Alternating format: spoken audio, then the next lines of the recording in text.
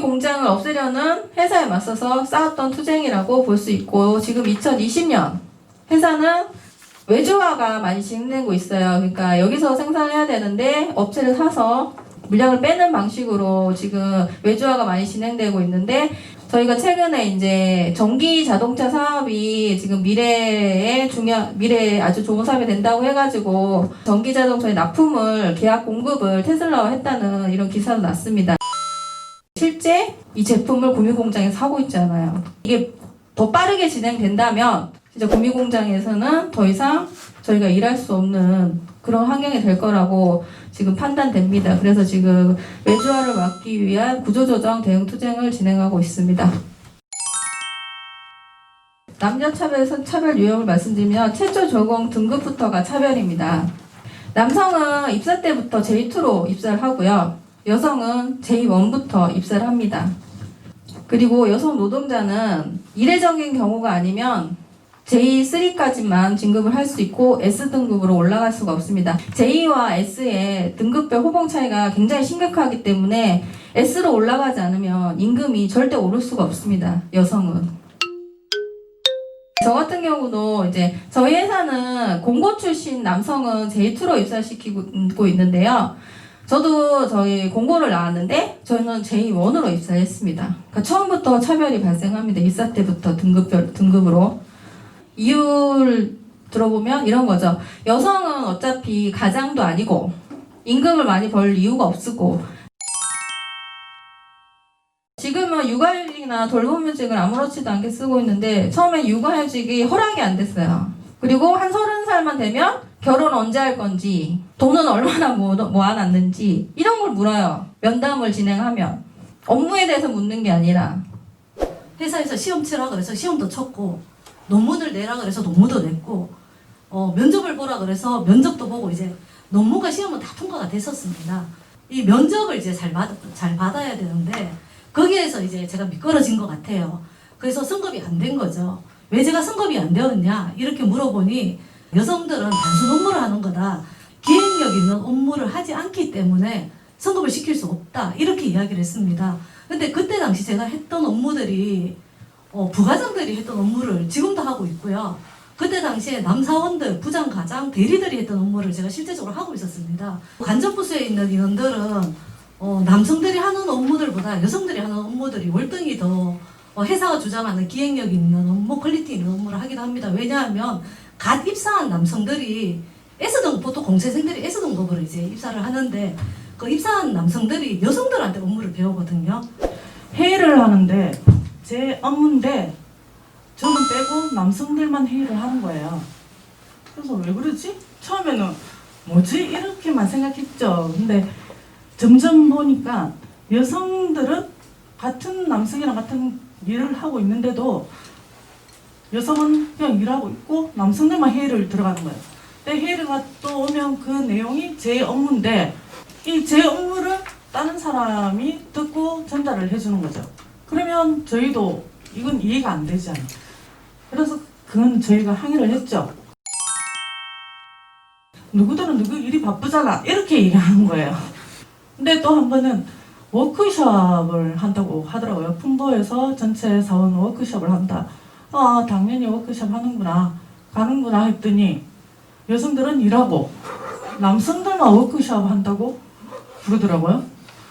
또 잘못됐잖아요. 워크숍을 하면 같이 남성 여성 따지가 아니라 그 사무실 있는 사람들이 다 같이 가야 되는데 왜 여성만 일하고 남성들은 워크숍을 가나. 2010년 전에는 여사원이 남성 탈의실까지 청소를 했었는데요. 그때는 그게 당연하다고 생각하고 있었어요. 그 2010년 이후 잘못된 걸 알았고 2011년 복귀 후 청소를 한 번도 한 적이 없습니다. 관리자는 청소할 것을 계속 강요를 했었고, 저는 남사원도 청소를 하면 저도 하겠다 그렇게 강력하게 항의를 했었습니다. 그 이후 관리자는 KCC의 여사원들한테 한 번도 강요를 한 적 없고요. 지금 또 청소 거부하는 지혜조합원들한테는 한 번도 얘기 나온 적이 없습니다. 근데 어영은 청소하고 있죠. 네. 우리만 뭐 데이터 넣어서 뭐 인권이 뭐 올렸다고 해서 이게 될 문제는 아니잖아요. 안에 인식을 바꿔야 되잖아요.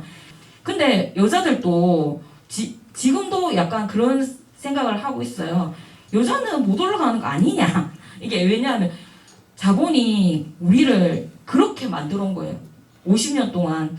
지금 생각하면 진짜 어리석은 건데 계속 이제 그런 식으로 여자는 무조건 못 올라가. 여자는 이래야 돼. 여자는 무조건. 이게 우리 생각에도, 여자 생각에도 이게 바뀌었던, 관념적으로 바뀌었던 거예요. 이런 문제에 직면을 해서 어떻게 해야 되나 처음에는 몰랐습니다. 그리고 남성은 그래 뭐 남자니까 그렇겠지. 저희 스스로가 저희를 되게 낮춰 생각했습니다. 그리고 저희끼리 막 싸웠죠. J3까지 어떻게라도 올라가 보려고 저희끼리 여자끼리 싸우고 미워하고. 근데 2010년 이후에 저희가 투쟁하는 과정 속에서 이거는 구조의 문제구나. 우리의 잘못이 아니다. 그렇기 때문에 해결해야 되겠다. 그래서 관리자들한테 안 돼요, 싫어요, 부당해요 이 말을 못했습니다. 그런데 이제 하기 시작한 거죠. 이런 상황이 생기면 바로 노동자 간부들한테 알리고 모여서 어떻게 할 건지 대책을 논의하고. 이때까지 왜 지회장은 뭐 여자도 할 수 있는데 왜 여자가 없었지? 이렇게 생각도 했었고, 그리고 전 지회장님이 한번 해보지 않겠니? 이렇게 제안도 했었고, 그때 당시에 또 사회적으로 미투 운동 이런 게 또 활발하게 막 일어났던 그런 시기가 또 타이밍이 됐었어요. 정말 저에게는 정말 큰 용기가 필요했어요. 솔직히 뭐 준비된 것도 없고 아무것도 모른다고 저는 저 스스로 판단하고, 다만 자본에 대한 이게 분노가 너무너무 그때 당시에도 컸고, 자본 앞에서는 무서울 게 없다. 조합원들이 어떻게 생각할지 무서웠지 뭐 자본은 전혀 무섭진 않았거든요. 그래서 그런 그냥 용기를 갖고 한번 해보겠다 마음을 먹고, 그렇게 여성 지회장이 뭐 최초라고 얘기는 하지만 이제 그 시대의 흐름 속에 그렇게 될 수밖에 없었던 그런 게 있었고, 뭐 여자라고 안 되고 뭐 이런 거 틀을 조금 바꾸고 싶고, 지금도 뭐 회사 안에 뭐 여러 가지 자본은 어쨌든 분열과 차별 이걸 통해서 노동자를 착취하잖아요. 그럴 수밖에 없고요. 그래서 KC는 그걸 가장 잘 활용해서 노조 간 차별부터, 복수노조가 생겨서 노조 간 차별부터 여성 차별까지 굉장히 심합니다. 이 과정 속에서 정면으로 회사한테 여성 지회장 탄생은 차별에 저항해서 너희들의 착취를 해결하겠다, 우리 막아내겠다, 이런 회사의 선전포고와 같았다고 생각을 합니다. 우리 KC 안에 노동자들은 어떠한 요구 아래에 뭉칠 것인가, 차별을 해결하는 방식, 차별을 해결하는 그 아래 우리가 뭉치도록 할 수 있었고, 그렇기 때문에 회사가 저희가 여성차별 전면으로 던지니까 굉장히 회사 안에서 이 문제 해결해야 되는 목소리가 굉장히 높아졌어요. 저희는 노동조합이 있잖아요. 아까 우리 김진아 소장이 얘기했듯이 왜 나는 회의에 내가 못 가냐 이런 얘기 다른 회사에서 하면 아마 잘릴걸요? 근데 저희는 노동조합이 있어서 회사가 회의도 넣어주고 워크숍에도 데려가고 하거든요. 그렇기 때문에 저희는 노동조합으로 단결했고, 그게 남녀를 떠나서 노동조합을 단결하는 것이 이 문제를 해결할 수 있고 극복해야 되는 방법이라고 생각하고, 어떤 부분에서 힘을 얻었는지에 대해서는 자본을 상대할 때 가장 힘을 얻었어요. 자본을 상대할 때 너희만 정리해고 당해라 이럴 때 우리는 정리해고 단 한 명도 안 된다 이러면서 정리해고 때 단 한 명도 있잖아요. 산자 죽은 자 나와서 싸우진 않았어요. 민주노조로서 그렇게 싸우는 게 자본을 상대할 때 힘이 났고 결과도 좋았고 승리할 수 있었다. 그게 가장 힘이 났던 것 같습니다. 우리 노동자가 강자인데 이 사회는 노동자는 약자다. 이렇게 돼버린 이 현실이 전 너무나 안타깝고, 우리는 어쨌든 이 강자로서 나가야 되는데 우리 자체도 난 약자구나 이렇게 생각하는 제 자신도 그렇고, 이 생각도 고정관념도 좀 깨야 된다고 생각해요. 이 KC 지회는 2010년 전후가 많이 다른데요. 2010년 전에는 인단녀 시기 때 교섭위원 모두가 남성이었습니다. 여성들 거의 없었죠. 그 간부 또한 여성부장, 여성부지회장 이외에는 거의 없었고요. 여성이 보조적 역할을 하는 정도였고요.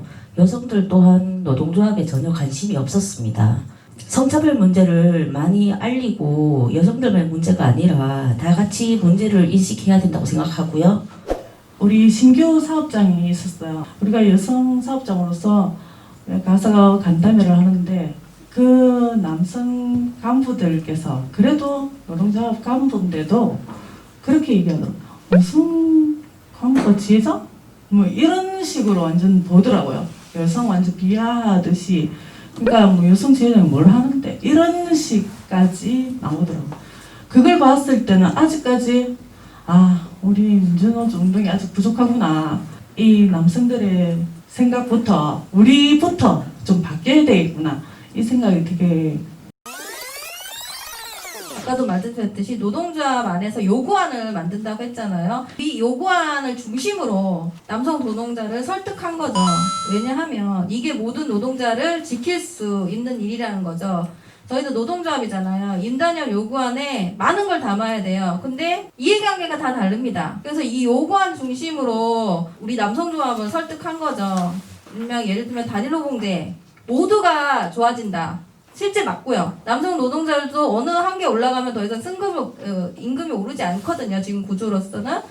그런데 이걸 하면 남성 노동자들이 엄청나게 오르진 않지만 정년까지 임금이 오른다. 이렇게 모두의 공통된 목표로 요구안을 만드는 과정 중에서 남성 동지를 설득했고 남성 동지들도 같이 투쟁하고 회사를 상대로 목표가 같으니까 그런 목표 속에서 저희는 이 문제를 해결해 왔던 것 같습니다.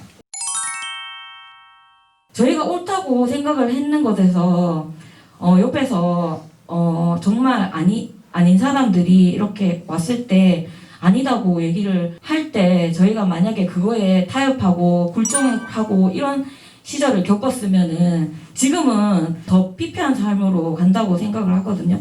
그 전까지는 내가 열심히 일하고 성실하게 살고 법 위반 안 하면 회사든 나라든 저희를 지켜준다는 저는 생각을 했어요. 왜냐면은 내가 열심히 사니까.